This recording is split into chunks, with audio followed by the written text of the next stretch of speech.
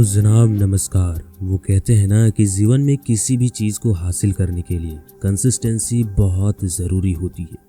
अगर किसी भी काम को हम कंसिस्टेंट अगर करें तो वो हमारे पास यूं चल कर आ जाती है। तो आज के इस वीडियो में हम इसी चीज़ के बारे में चर्चा करने जा रहे हैं कि कंसिस्टेंसी किस प्रकार से हमारी लाइफ में प्रभाव पड़ती है, साथ ही साथ किस प्रकार से हम कंसिस्टेंट रहकर किसी भी चीज़ को हासिल कर सकते हैं। शुरू करता हूँ इस वीडियो को। उससे पहले चैनल पर नए हो तो सब्सक्राइब ज़रूर कीजिएगा, क्योंकि यह चैनल आप ही लोगों के लिए बनाया गया है ताकि आप जीवन में कुछ अच्छी चीज़ें हासिल कर सकें, सेल्फ ग्रोथ कर सकें और भी बहुत सारी चीज़ें। तो चलिए आज की इस कमाल की वीडियो को स्टार्ट करते हैं। देखिए, कंसिस्टेंसी जो होती है वो कोई बड़ी चीज़ नहीं है, ये बहुत ही छोटी चीज़ है। बस हमें पकड़ना पड़ता है और इसे पकड़कर चलना पड़ता है आगे, ताकि हम उस चीज़ को प्राप्त कर सकें। अब चलिए यहाँ पर समझते हैं कि ये कंसिस्टेंसी होता क्या है और इसे हम मेंटेन कैसे करें। तो सबसे पहले समझते हैं कि कंसिस्टेंसी होता क्या है। तो देखिए, कंसिस्टेंसी या फिर कंसिस्टेंट रूप से किसी भी काम को करने का मतलब ये होता है कि हम किसी भी काम को रेगुलर रहकर कर रहे हैं। यानी कि ऐसा नहीं कि हमारे पास 30 दिन दिए गए हैं। मान के चलिए हमारे पास 30 दिन दिए गए हैं, 30 दिन में हमें किसी भी काम को करना है। यहाँ पर मैं यूट्यूब का आपको एक एग्जाम्पल देता हूँ। मान के चलिए 30 दिन में हमें 20 वीडियोस बनानी है। हमने शुरुआत के 10 दिन तक अच्छी से रेगुलरिटी मेंटेन करते हुए 8 वीडियो बनाई, जो कि सही है जनाब। लेकिन ठीक 10 दिन के बाद नेक्स्ट 10 डेज में हमने सिर्फ और सिर्फ 2 वीडियोस बनाई। तो ये बहुत गलत बात है और इसी को कहते हैं कंसिस्टेंसी की ग्राफ को ब्रेक करना, जो कि हमें लाइफ में नहीं करनी चाहिए। ये चीज़ अगर हम करते हैं तो लाइफ में किसी भी चीज़ में, चाहे वो यूट्यूब की वीडियोस ही क्यों ना हो, लाइफ में किसी भी चीज़ में हम सक्सेस हासिल नहीं कर सकते हैं।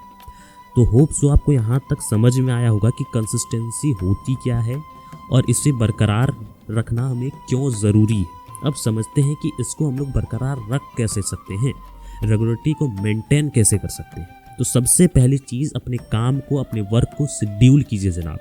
क्योंकि अगर आप किसी भी काम को शेड्यूल नहीं करते हैं तो आपको पता ही नहीं चलेगा कि मुझे नेक्स्ट डे करना क्या है, या फिर इस वीक क्या करना है, नेक्स्ट वीक क्या करना है, या फिर इस मंथ क्या करना है। तो सबसे पहले अपने काम को शेड्यूल कीजिए। शेड्यूल करना काफ़ी ज़रूरी है लाइफ में।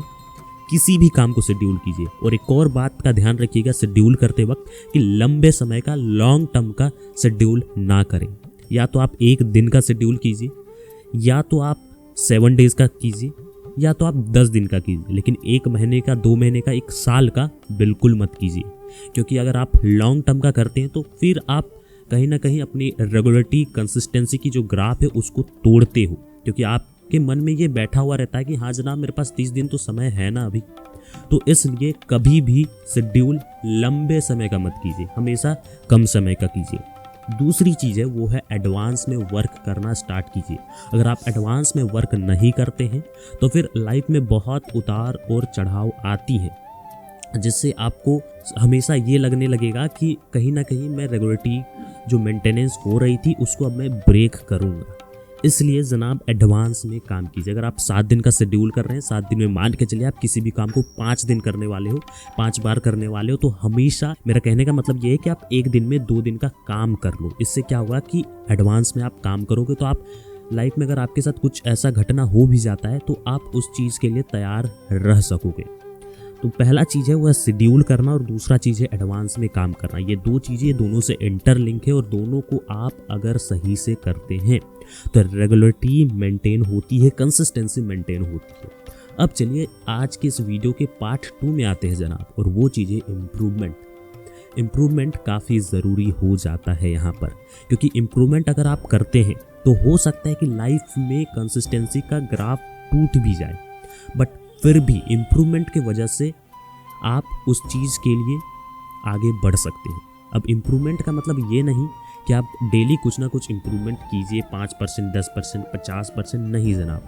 अगर आप 1% भी इम्प्रूवमेंट करते हैं ना, 0.1% भी इम्प्रूवमेंट करते हैं तो आपके जीवन में बहुत ही ज़्यादा प्रभाव पड़ेगा कुछ आने वाले कुछ चंद महीनों में, कुछ चंद सालों में। तो हमेशा ये ध्यान रखें कि मुझे इम्प्रूवमेंट करना है, चाहे वो किसी भी फील्ड में हो। तो आज की इस वीडियो में हमने समझा कि कंसिस्टेंसी को कैसे मेंटेन कर सकते हैं, कंसिस्टेंसी कितना इम्पॉर्टेंट है हमारे लाइफ में, साथ ही साथ इम्प्रूवमेंट कितना इंपॉर्टेंट है और इम्प्रूवमेंट हम कैसे कर सकते हैं और इम्प्रूवमेंट आपको क्यों करना चाहिए। तो उम्मीद करूँगा यह वीडियो आपको अच्छी लगी होगी। तो कुछ इन्हीं बातों के साथ लेना चाहूँगा विदा और मिलना चाहूँगा आपसे एक और वीडियो। तब तक के लिए अपना ख्याल रखिएगा और स्वस्थ रहिए। धन्यवाद मेरे दोस्तों।